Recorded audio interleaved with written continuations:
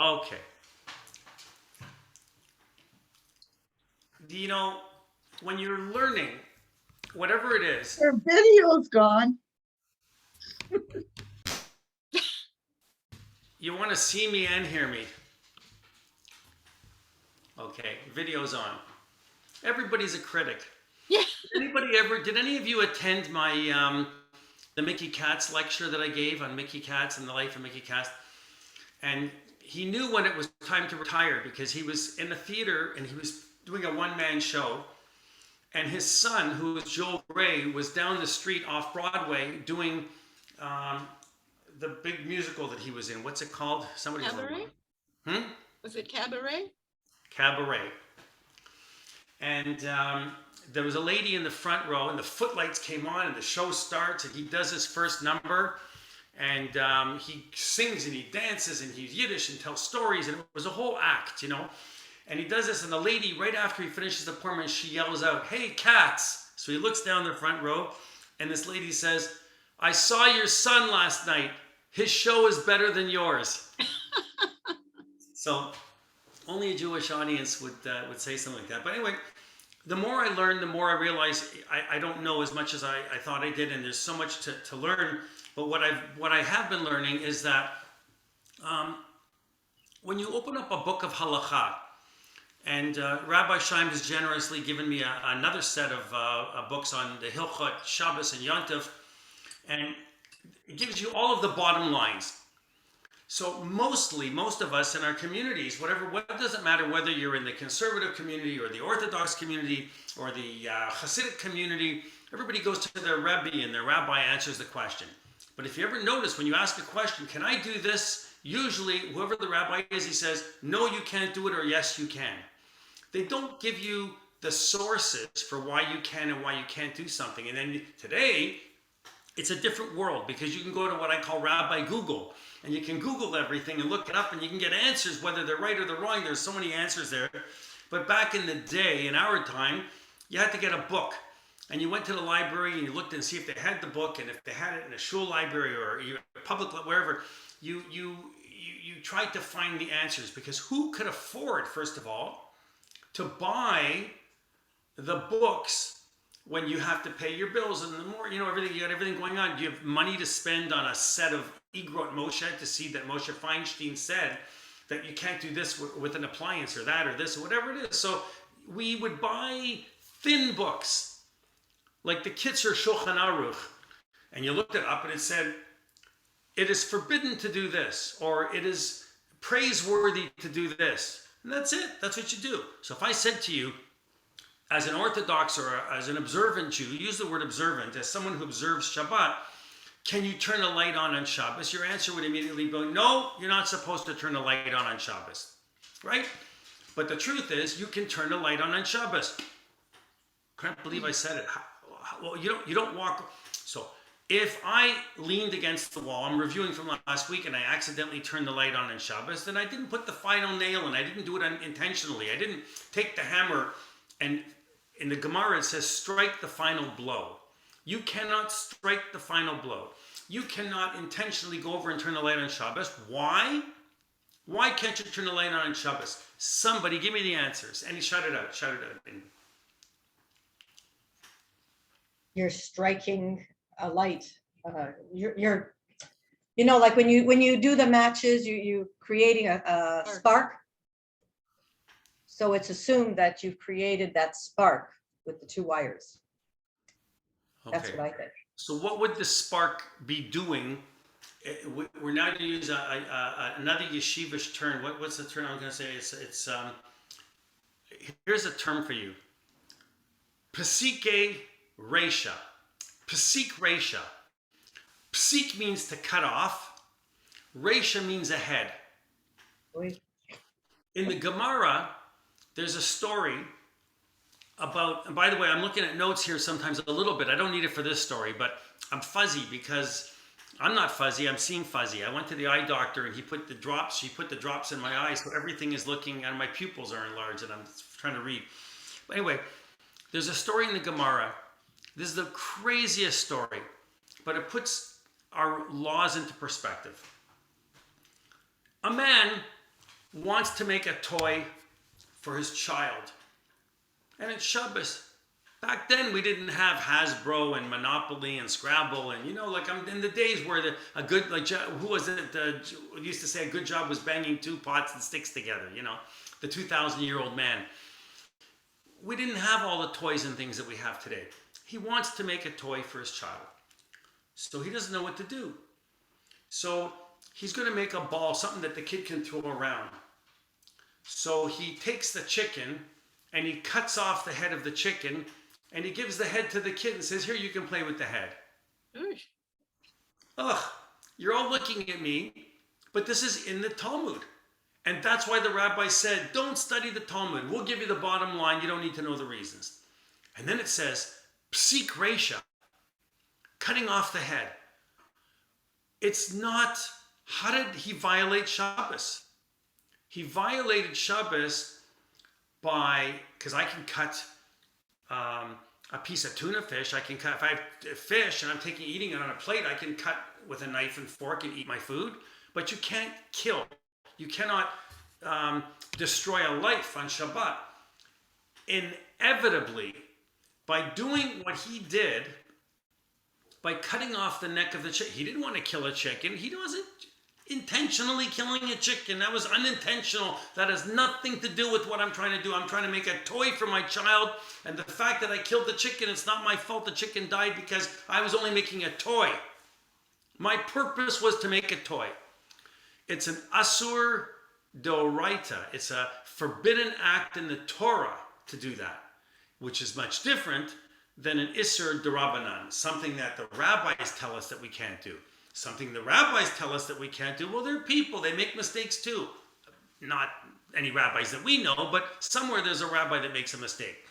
So intentional act and non-intentional, depending whether it is, could still make you subject to lashes back in those days, to being punished because I didn't mean to do it. Well, too bad. In other words, you drive, God forbid, chas v'shalom, you're driving a car and you drive through a red light, you violate the red light and you hit somebody. God forbid, it happened to an 8-year-old girl yesterday in London, Ontario.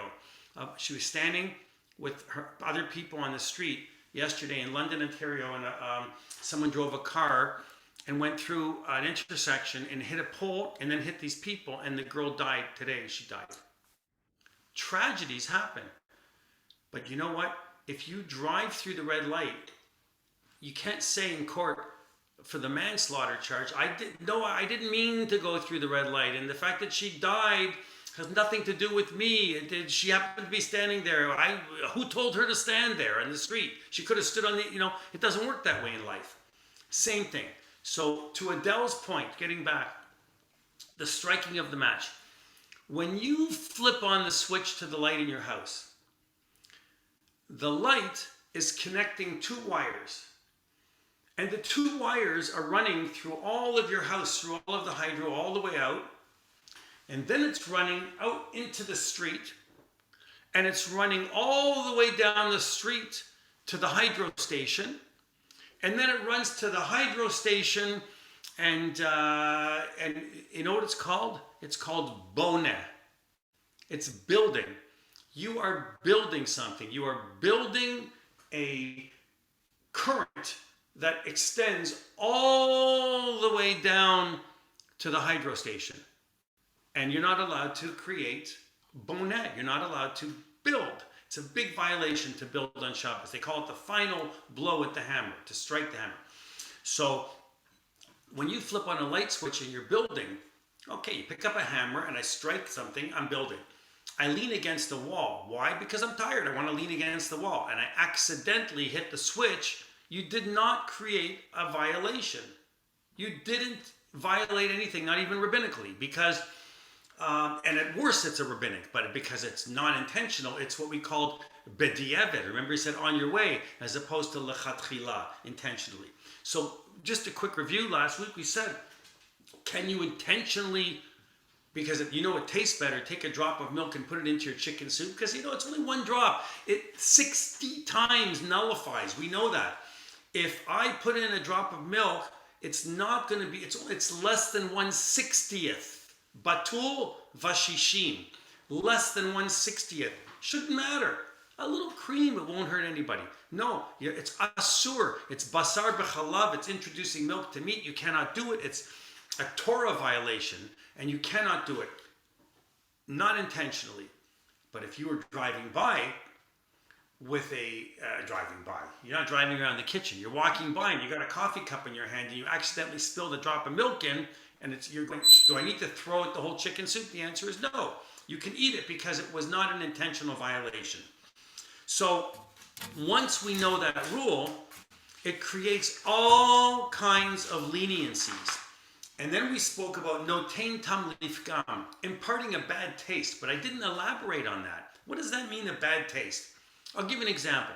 The Gemara talks about on Pesach, of all things, it says,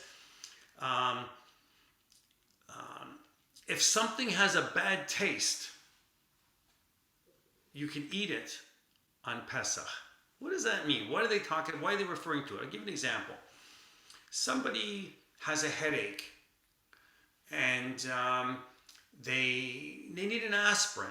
They want a Tylenol, but if I hand you an aspirin or a Tylenol and I say, here, chew it in your mouth and taste it, is it yummy? No, you would say it's yucky. It's not something you want to eat. And if it's something you want to eat, and I'll get to this in a minute, well, then you're crazy, because you're not taken to eat the aspirin or the Tylenol because you're wanting to taste the delicious qualities of the aspirin. You're taking it because you have a headache.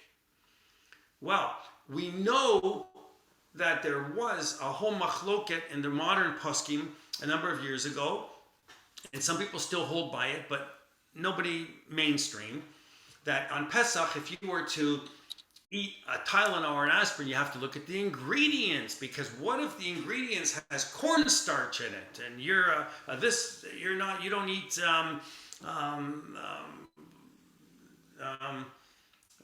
kitniot, or let's say you're breaking a minhag, or let's say even worse, it has wheat in the mixture, in the tablet to hold it together, the tablet. Well, the Gemara says, if a dog, let me see what it says precisely.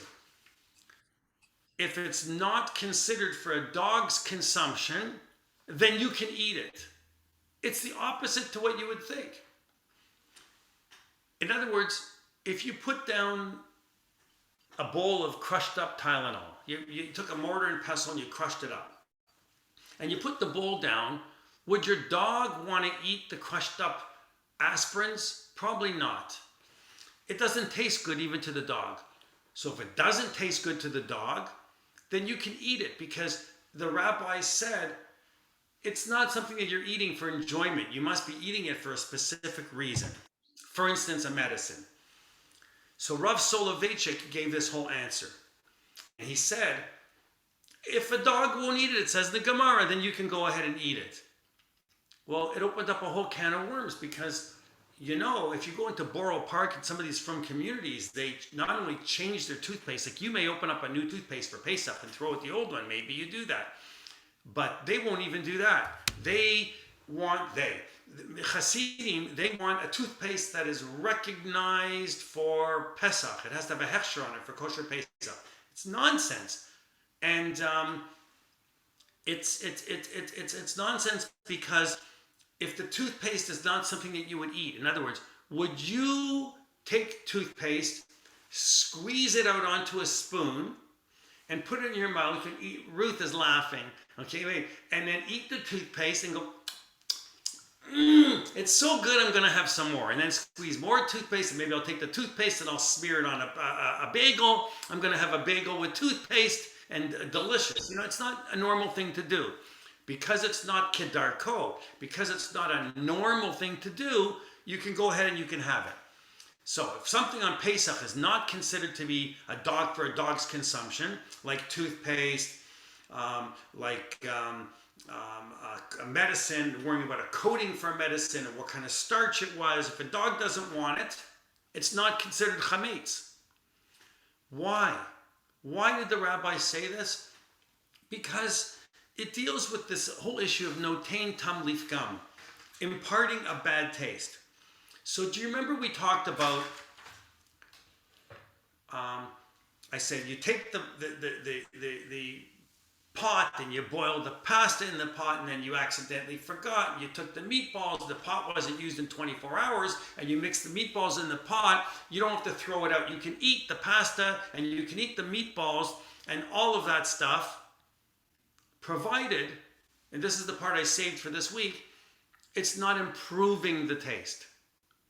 So if you were to say, oh, you know what? Nothing tastes better than the fact that I cooked these meatballs in that pot, because all that cheesy flavor from the macaroni that I cooked last week is giving an even better taste to the flakes. It's so good like this. I'm enjoying it so much more. Then you can't eat it. They say no taint tam leaf gum. If it's a taste that does not improve it, I mean, there's no taste. If you wash out your stainless steel pot, it's a dairy pot. It hasn't been used in a day, and you cook a meat stuff in it, you are obligated by rabbinic law to re-kosher the pot before you use the pot again. So you got to boil water in the pot. But the food you can eat because there was a no taint tam leaf gum. There was not an improvement in the transfer of taste. So now that we've covered that and we've reviewed that, and you're all confused, we're going to go and talk about a different issue. Rabbi Yosef Karo, he's known as the Mechaber. If you ever hear anybody saying the Mechaber says, the Mechaber is Rav Yosef Karo. And he gives an example. He says, you have a fleshik plate. I can say fleshiks in this group. You know what I'm talking about, right? I mean, and it was washed in a great big basin. And the basin, after you washed it, you figured out, oh my goodness, I washed it in a dairy basin where the water was so hot that you could get scalded. So there's another term in the Gemara. It says, Yad soledet bo. Yad soledet bo. That if you put your hand in it, your hand would get scalded. Your hand would be so hot. You can't even put your hand in it. The water was so hot. The question is, now, has that hot water that you washed the dishes in, did it impart a taste because the water was hot from the dairy dishes that were washed in that water from before? Well, it's similar to the case where we talked about, whereas if you cooked fish and you cooked the fish on a dairy pan in the oven, and now you decide the next day there's leftover fish and you want to eat it together with meat, can you eat it with meat?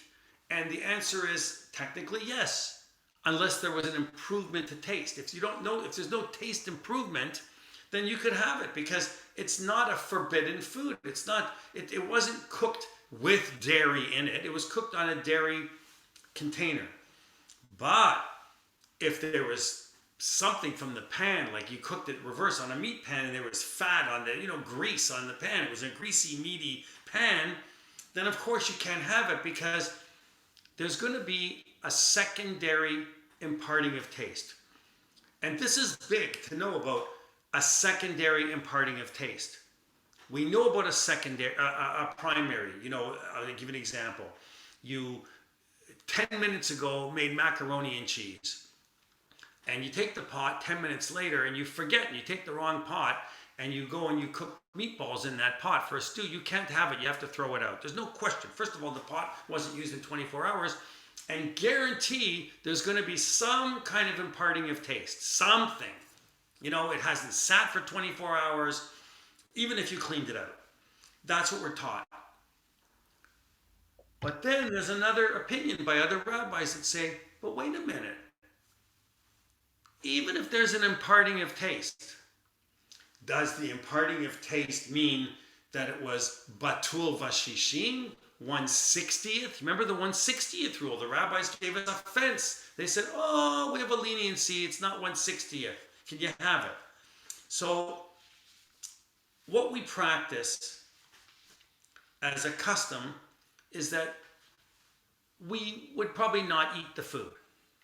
there would have to be great sorrow. There would have to be great need. You would have to have an empty cupboard and have nothing else to eat in your house to say, this is the only food I have, I'm going to eat it. And if that was the case, then the rabbis would probably be lenient. But it isn't the normal practice today. Just because there's leniencies doesn't mean that we always follow them. So now we have an issue. You move into an apartment, and we're talking about imparting of taste. The apartment has one sink. One sink. And you want to wash dairy dishes, you want to wash meat dishes, what do? So you can put a basin inside the sink, a plastic basin. If you have a plastic basin, away you go. You wash your dishes in the dairy plastic basin, then you forget, and later on you wash the meat in the other basin, and then one day you forget, and you accidentally wash the meat dishes into the dairy basin. What do? Do you have to throw out the basin? No.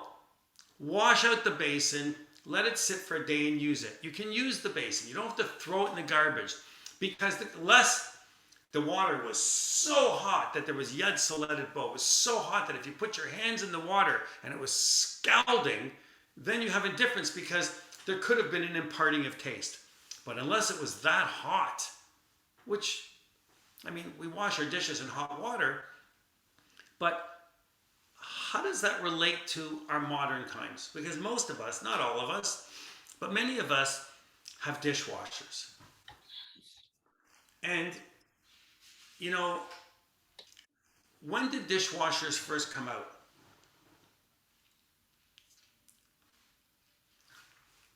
I'm not asking you when you got a dishwasher, because I didn't get a dishwasher until I didn't get it. My mother and father got their first dishwasher, I remember it like yesterday. By the way, that's how things have changed today. Today, it doesn't matter what you buy. Nothing impresses grandchildren or children anymore. We've lost all that. And I'm sad about it, because do you remember the days when you got a brand new, did I say this in one of my lectures recently? No? Okay. I remember my parents saved, we had to save it. There was no credit card. They bought a new English washing machine to do laundry in. And it had a lit up panel. Like, you actually lit up and it said English, and it had a fluorescent light in it. The days when an appliance was something special. You think if I asked my daughter Madeline, or I asked my grandchildren if they'd ever remember if anybody had bought a new washing machine they could give a unit, who cares? Nobody cares. Why would I remember that?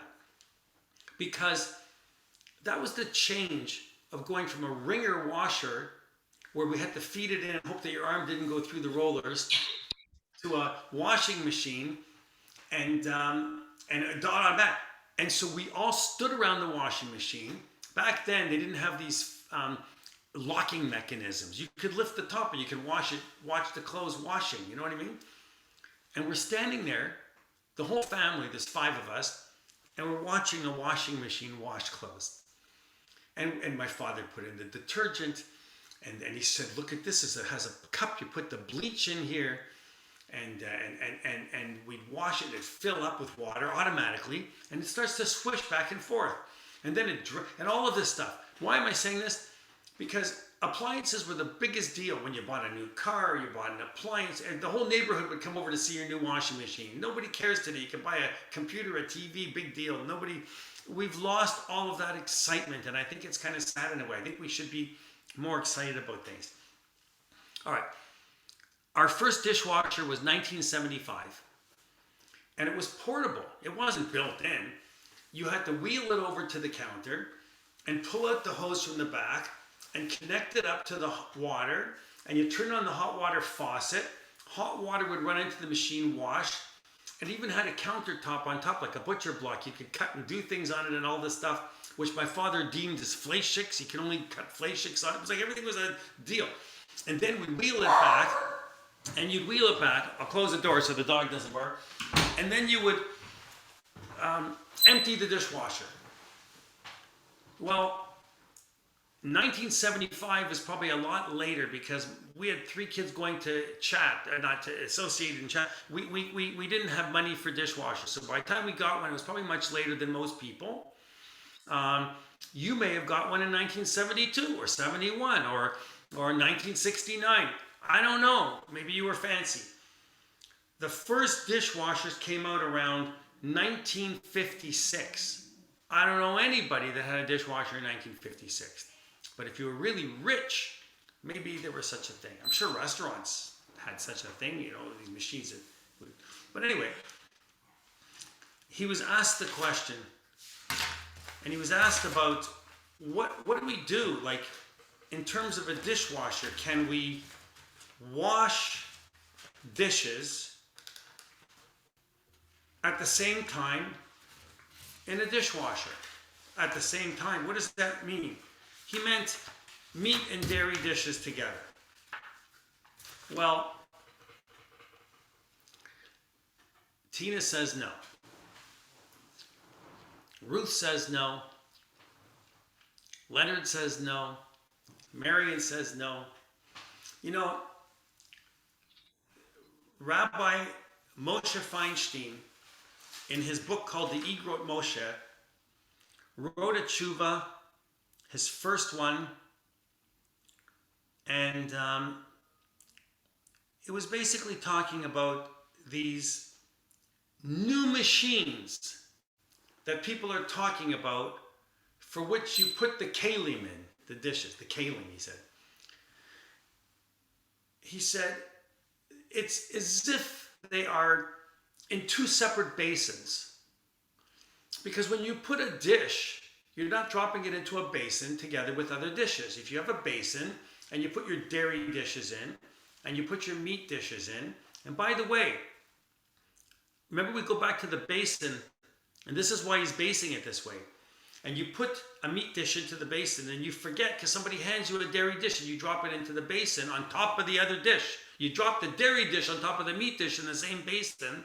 You don't have to throw away the dishes because it was not deliberately done, and the detergent in the water imparted a notating tamlif gum, a bad taste.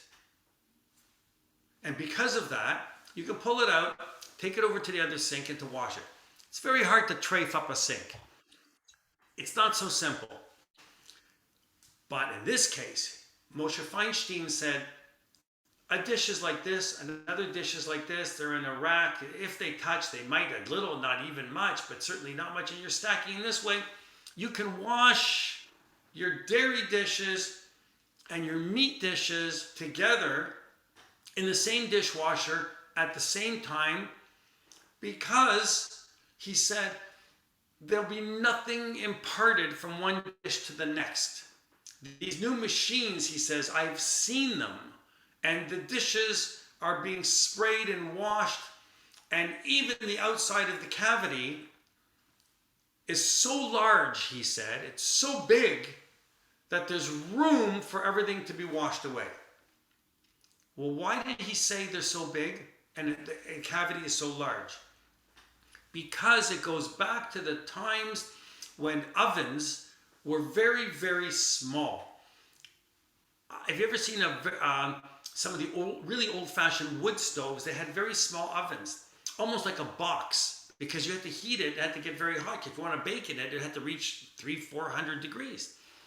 Well, the original ovens that were made as big as the box that you're looking at me on in the Zoom box barely fit a bread in it, you know, like a loaf pan. So if you were cooking something in there, a meatloaf, the meatloaf was practically almost touching the sides. In fact, they may not even have pans. Maybe they just shaped it and put it into the oven, into the box, and cooked it. So you couldn't go right away and cook a dairy lasagna inside that same box, because the box was going to have the imparting of the taste of the grease, the shuman, all over that box. Today, our ovens they're big. An oven today is not a little box. It's 30 inches or 28 inches wide. You can put a whole turkey inside. It has all this room on top. You can put the rack in the bottom and all of these things. So that's why probably 99.5% of you in the Zoom room today are willing to put a dairy lasagna into the oven, covered, at 12 o'clock noon, and cook it. And later on at night, roast meat in your oven. You use your oven for both? Do you have two ovens? In the Frum community, in the really Frum community today, most of them have two ovens, first of all. And if you're in Israel and you can't afford two ovens, which most people don't have the space, never mind affordability, Ruth will vouch for this, they will use a toaster oven for dairy. Right, Ruth? They have a little toaster oven. They have a little, and by the way, toaster ovens are not even toaster. Today, they have ovens that are bigger than toaster ovens. I have one. I got it at Costco. It's like a two-door thing that opens up. I use it as an extra oven, but it's so big you can cook in it. It's unbelievable. They're $80. You can buy an oven. Rose is sleeping. Rose, I don't want to keep you up. Are you listening? All right. So that's how interesting I am, you see? So the thing is when you have, I'm the best guy to schluff to, by the way. If you want to have a good nap, listen to me for a few minutes, you'll have a good nap. So when you talk about the size of a dishwasher and how big it is, well, what about if you want to, go crazy? Put the dairy on one rack, put meat on another rack, you're separating them. Well, the water's spraying everything, right? The dairy and the meat together. That's how I think about it. So Moshe Feinstein started to read letters by people in the Frum community that were saying, how can you do this? Isn't the water that washes the meat? I opened my dishwasher, that one person wrote, and he said, I saw meat particles floating at the bottom of the dishwasher. Isn't it going to get mixed up with the dairy? And don't I have to worry about that? And Moshe Feinstein said, no, you don't have to worry about it, because now that the meat's been washed and it has detergent on it, even the meat is not fit for a dog. Even a dog wouldn't want to eat the dog. My Barney, Alav Shalom, would have eaten it for sure. But even though he said a dog wouldn't want to eat it, because now the little meat particle doesn't even resemble a meat particle. It has a no taint tam leaf gum. I've never tasted dishwasher detergent with the dishwasher from the powder or those things. I'm not encouraging you to eat it, but I'll bet you it tastes pretty awful. So if you're going to take that meat particle, it becomes a davar chadash. It's really become a new item. It's like wood. It's like the same as a piece of wood. It's not an item. It's not something anymore. It's not something you would consider to be food. It's not even like medicine. It's not even like the aspirin that we talked about that you could take even on the most strict time of the year, on Pesach, which you have to be more strict than the whole year. You could have that medication, Rav Moshe Feinstein said, and so did Rav Soloveitchik, even though there are people that refrain. Our great Rabbanim said you can, but with a dishwasher, that meat particle, it doesn't resemble anything, and there's certainly no grease. So he said, I'll tell you what. New ruling. In 1966, he changed his opinion. That's already revolutionary for a rabbi to change his opinion. And he said, I have learned more about dishwashers. And since I've learned more about dishwashers, you can wash your dairy meat, and then later on you can wash your meat, but do it separately in the same machine. That was Moshe Feinstein. That's already something that nobody follows today. Many do, but you know where they do follow it? Not in Ruth Shapiro's children's holy neighborhood. I call it the holy neighborhood because my teacher, Rav Fink in Yerushalayim, he always says, you can do it if your rabbi does it. But in my holy neighborhood, we don't do it. He always says that. So depending on what holy neighborhood you're in the modern Orthodox community, just so you know, they don't have the space for two dishwashers. They use one dishwasher, and they don't use it only for meat. Like I grew up, the dishwasher was only for meat, and we washed the dairy by hand. But they actually use it consecutively, but not at the same time. They'll wash the meat dishes, they'll wash the dairy dishes, they stack them, they unload it, they put it in separately, and some run a cycle in between, most do not. A lot of the modern poskim say you don't have to run a cycle in between.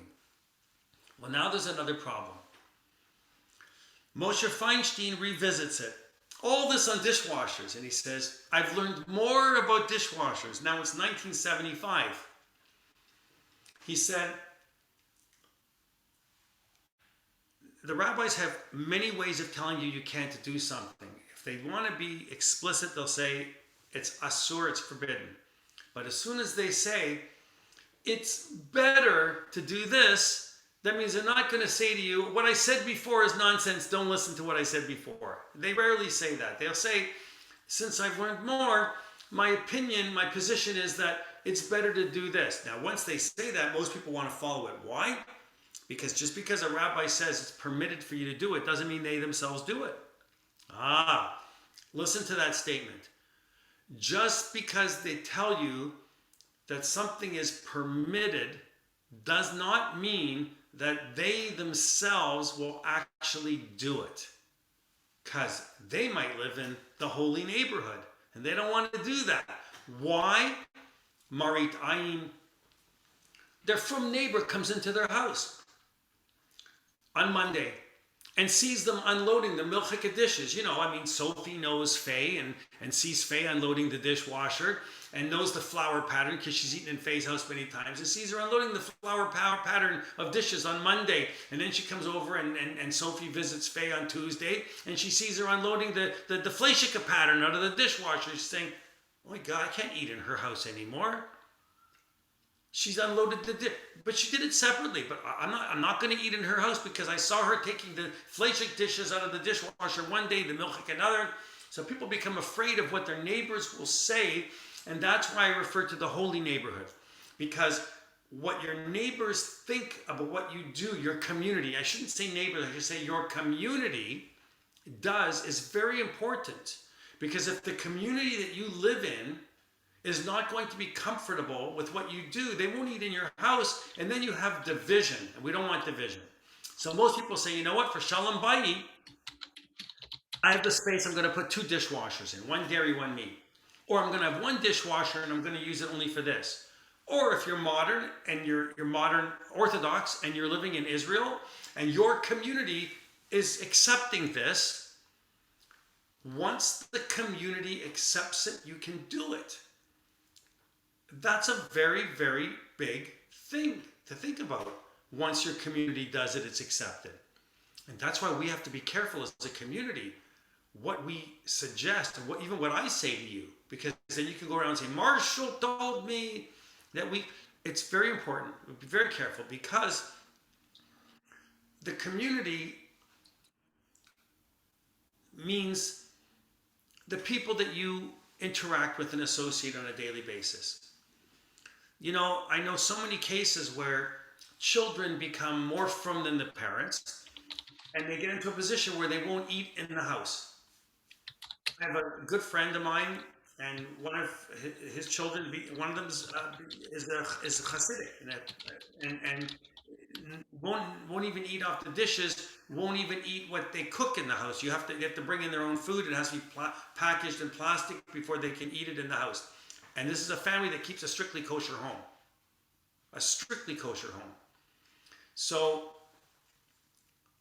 community means what's acceptable. If I come into your house and it's Shabbat and I see the light go on with a timer, that's accepted in the community, that you're going to want to have light on Shabbat. Your timer goes on, your timer goes off. But if I'm coming into your house and all of a sudden the timer turns on the radio or the television or the record player, and I go, wow, he's got his record player and a timer. It comes on, boom, 2 o'clock, goes off at 2:30. He gets the whole music, CD player, whatever. It's fantastic. I didn't touch it. It went on the same as the light switch. The timer did it. But it's not accepted in our community. We accept the lights, but we don't accept the radio coming on and off. Once that becomes accepted in the community, things change. So in the 1990s, I think it's the 90s or the very late 80s, there is a rabbi named Yisroel Rosen in Jerusalem. And he wrote to Moshe Feinstein a whole letter. And, whenever you write to a rabbi like Moshe Feinstein, it's got to be with humility and humble. You don't write, Rabbi, you're full of it. You don't write like that. Rabbi, your tshuva of 1975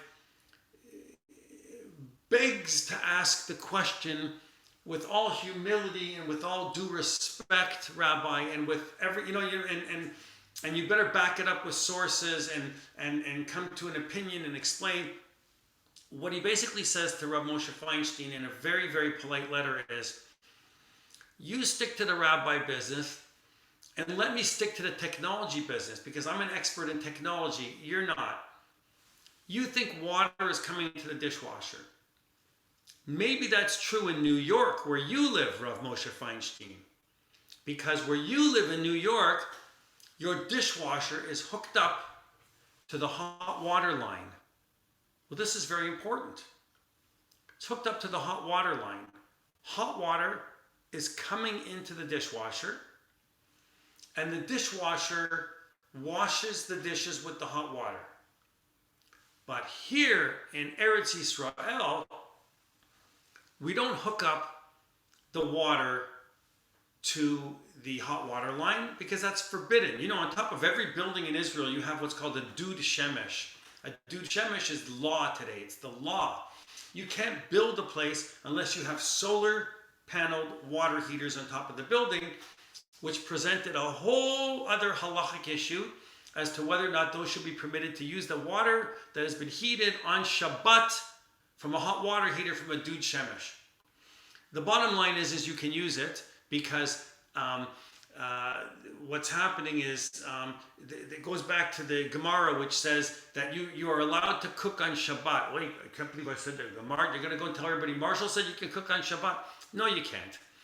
You can cook on Shabbat under the right circumstances. It says if you fry an egg on a sidewalk and the sidewalk is 250 degrees, and it cooks on the sidewalk, you can eat the egg, right? Okay, but that's not the same as coming home and turning your oven on and for your gas stove and frying an egg on top. That you can't do. So, wait a minute. Why can't I have a solar stove heated by the shemesh, by the sun, and cook on Shabbat? According to halacha, you can do that. But then we come back to the question, what does your community do? Would your community find it acceptable if Chazan Lumer was standing outside with his solar oven and he was cooking on Shabbos? You'd say, is it really necessary? Does he really have to do that? What, he can't have enough time to cook on Friday? He's got to be cooking on Shabbos? Why should he have fresh hot cholent on Shabbos from the sun? Like, that becomes, so then you're going to all do it and you're all going to say he does it. So until the great Rabbanim of today start doing that, it's not accepted in the community, although it's halachically permitted. So Rabbi Rosen writes to Rabbi Moshe Feinstein, he said, I've studied the technology of dishwashers in Eretz Yisrael, and because cold water is coming into the machine, at the bottom of the dishwasher, there's a heating element, and the heating element has to heat up the water so that the water can get hot before it goes through its cycle. And that poses another whole problem. So let's see, I got a few messages here and I'm going to continue. Okay. Joseph Strassler says, I'm wearing a black jacket. I don't look quite like a Haredi. I guess with this turtleneck, this pullover, I don't. It's true, Joseph. I didn't know you're here. Welcome. I'm glad you're here. And Anna Bloom says she had a portable dishwasher just like I did. She remembers it. And then people use solar ovens on camping trips. It was written, yes, you can use it on a camping trip, 100%. But, it's questionable how you use it, when you use it, and what the community accepts. So then Moshe Feinstein takes a look at this, what Rabbi Yisroel Rosen writes. He never wants to say, it's forbidden, you can't do something necessarily. But we know the rules of Psik Resha, the man who wanted to make a toy innocently for his child, and he cut off the neck of the chicken or the turkey or the bird, and he gave it to him to play with the toy. He didn't realize inevitably what he was doing. When the hot water is coming in, and you have an element, if I tell you, you have an element in something, and there's water in it with the element, what do you call that? an element in water?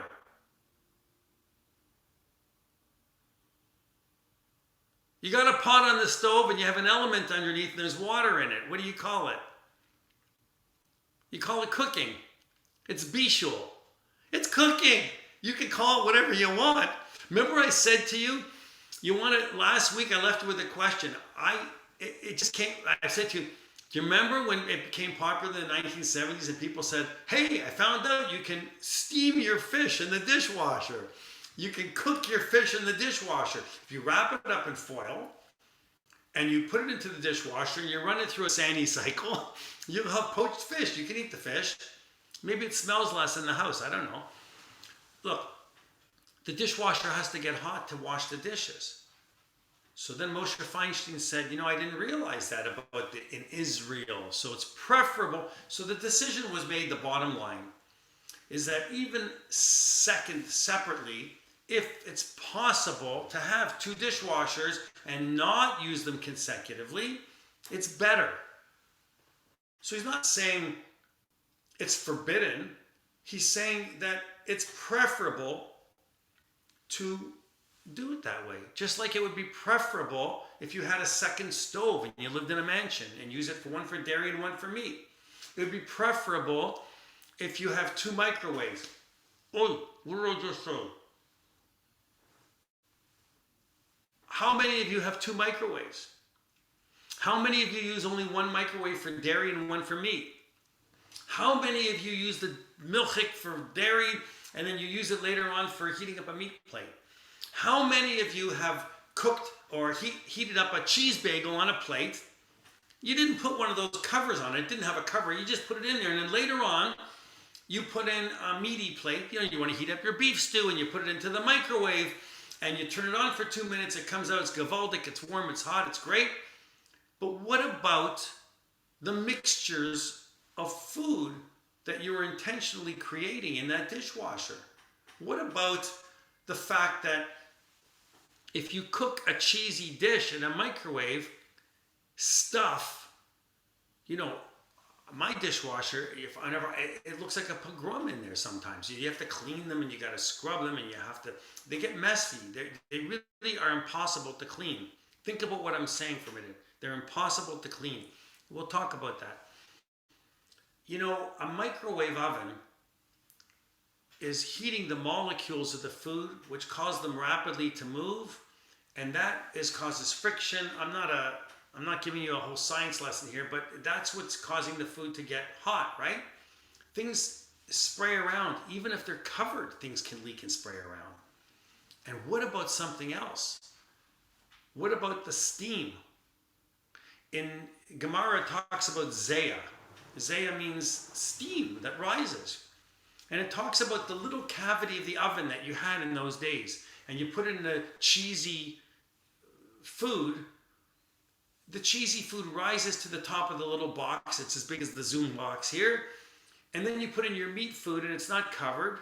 And you heat it up innocently. And it says you're raining cheesy food onto your fleischiks by the steam that built up and stuck to the cavity. It's coming down.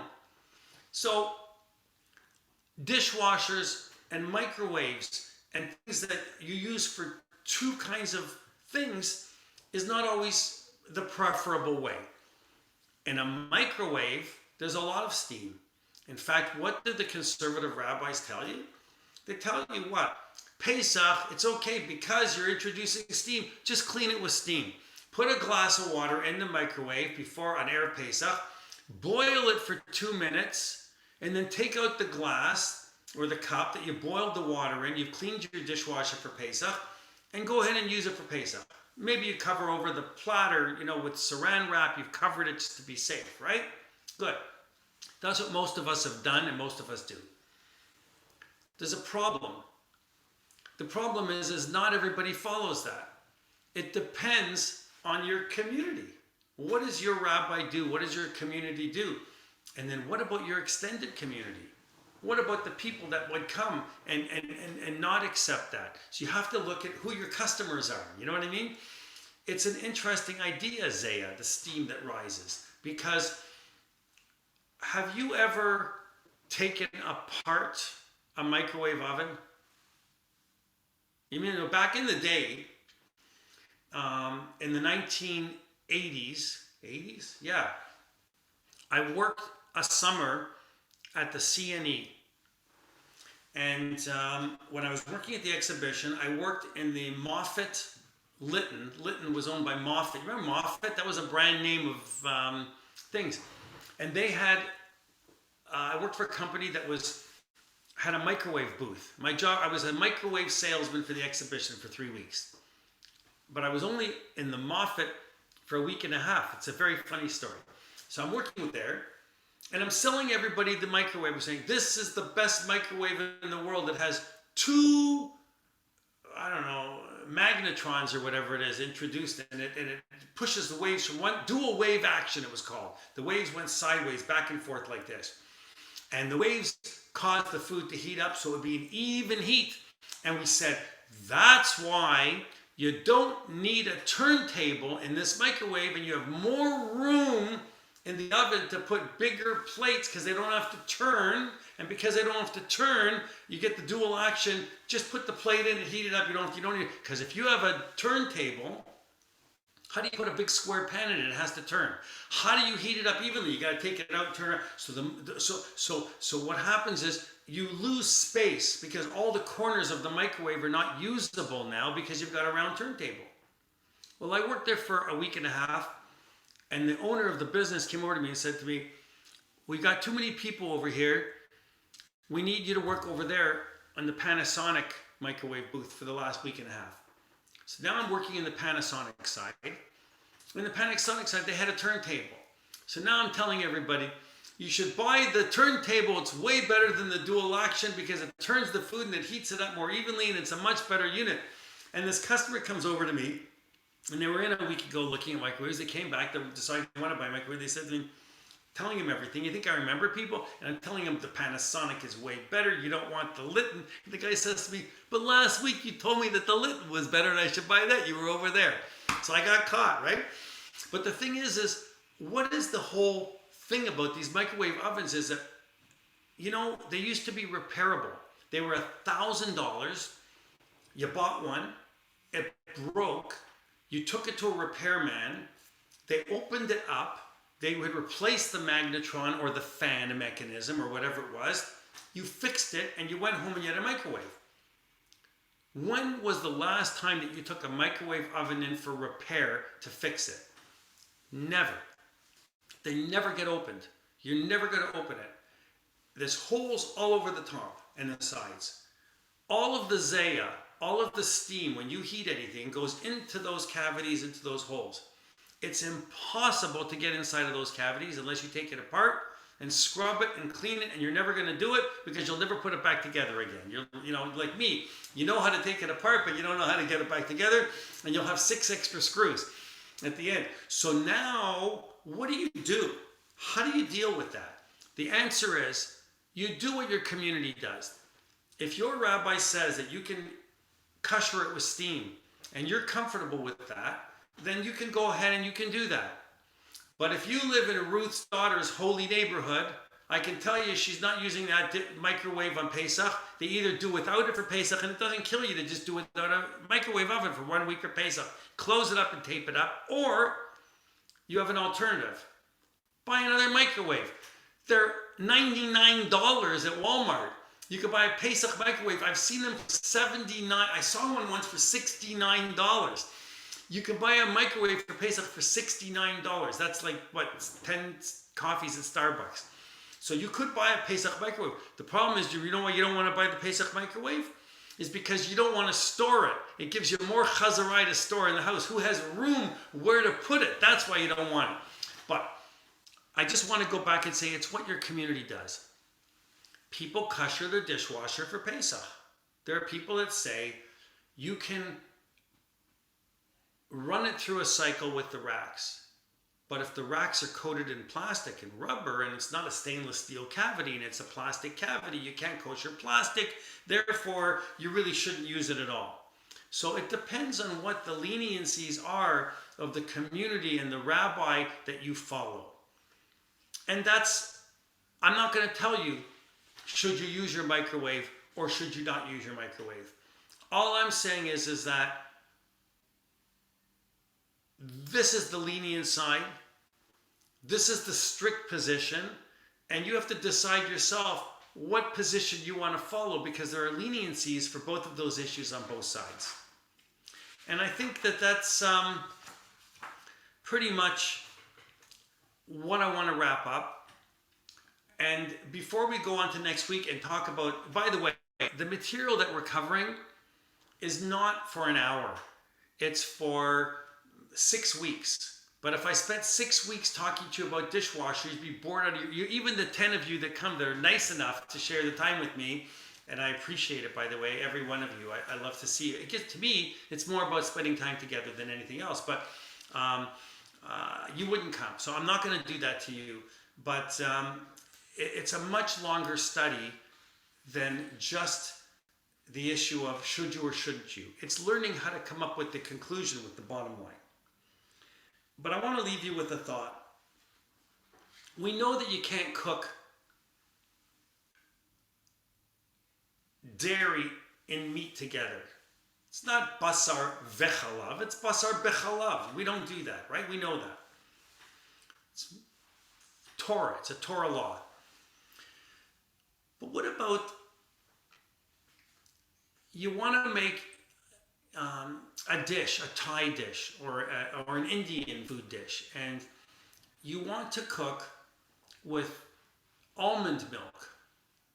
You want to cook beef or chicken in almond milk that is not even UD, it's not even DE, it's just OU, it's parv. It's a parv product. You know that halachically it's allowed. But how do you deal with that? How do you get around that? You're having over people that are a little bit more observant and strict than even you might be. And they're coming over and you're going to be serving them a Indian food, beautiful dish that is going to be looking like milk and meat together. Right? What should you do? Think about the community and your efforts involved in making that dish, and come back with me next week for the answer on that, and we'll continue. And let's meet at 5 o'clock for Mincha and Mariv. And happy Sharp. Sharp.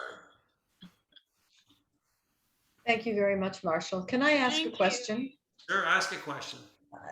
We were in, I guess you call it a temple in the States, and the Reform rabbi was saying that the Torah says you don't cook a calf in the mother's milk. It does not say that you can't eat dairy and meat. And this was his reasoning for why those Reform of his temple don't have to keep kosher in that way. Right. So I was shocked. I don't. Right. So here's the law. The law is, forget about cooking it for a minute. Forget about eating it. You're not allowed to benefit. So I can remember on the first class I said, you know, I've got my cleaning person coming to the house here every second week. And you know, they don't keep kosher. They want to eat McDonald's, and I'm not going to let them bring McDonald's into my house even. I don't want it in the house. But they can eat it in my backyard. It's the summertime. They can sit outside. They can eat it on a newspaper. They can sit, I don't care if they eat it outside the house. They want to eat McDonald's. That's their business. They like it. I want to be a mensch. So I stop at McDonald's.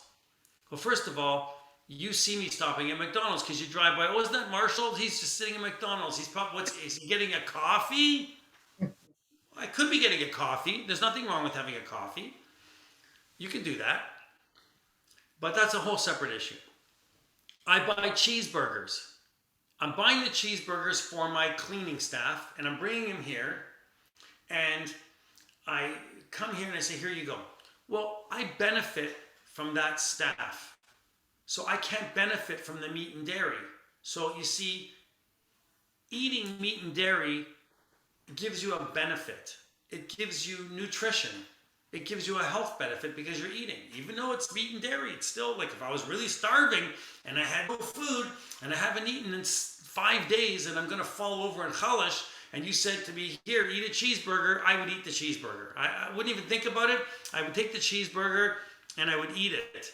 I should have pressed stop record when I said that just now, but I'm saying it right on the thing. Why? Because I'm starving. I don't want to die. I want to eat food. I'll eat the cheeseburger, right? But the thing is you can't benefit from it. And by eating it, there's all kinds of things that we do that are intentional or non-intentional that you're not allowed to benefit from. Seek Resha. You can't inevitably benefit from your child having the toy from the chicken you cut off because I ended a life of a chicken on Shabbos. You're not allowed to shecht on Shabbos. You can't kill on Shabbos. So I can't have my child benefit from the toy that I made by cutting off the chicken's head. Similarly, with basar b'chalav and meat and dairy, yes, it says you can't cook it, but it doesn't say in the Torah that you can't eat chicken and cheese together either. So the answer is we are rabbinic Jews. We're not so much concerned. We like to make sure there's a tie-in with the Torah on all the rabbinic laws. We try and find a source in the Torah, even if it's stretched and we're looking deep to find some meaning from the Torah that we can have what to lean on, what to rely upon. But you cannot benefit from meat and dairy. And by eating it, you're benefiting. So that's the answer. Thank you. They have their own rules, I noticed. Very much so. Yeah. My daughter has 2 dishwashers In and Israel. 3 sinks. So So instead of using basin, she has a parv sink. yeah. So the only thing she doesn't put in the dishwashers is the part. Right. Yeah. But I think there's a leniency that you can take your parv and 100% you can wash it even at the same time if it's not touching, but that's a separate thing. But you can wash them 100% if you did the parv together. You put it into the other dishwashers, and it will not transfer of taste, and that's completely allowed even by strict poskim, I'm pretty sure. That's just, she has a big kitchen. So. That's okay. Any other questions? Email me if you do, and I'll try and come up with the answer. I've had 2 questions from Ava, and I love getting questions, so please feel free to ask something, even if it's just out of curiosity and interest, and we'll research it together, and I'll try and find you all of the sources, okay? It's always good to back it up. All right, everyone, have a wonderful day. We'll see you soon. Thank you Thanks, very much. Marshall. Yeah, Shabbos. Thank you for attending. I really appreciate it. Thank you, Marshall. Good job, Bye. Esther. Thank you. That was nice. Good job, Esther. Bye. Beautiful. Beautifully See you all done. later. Beautifully you. sung. Beautifully done, Esther, really. Thank you. Thanks, everyone. Thanks, What? Samaya.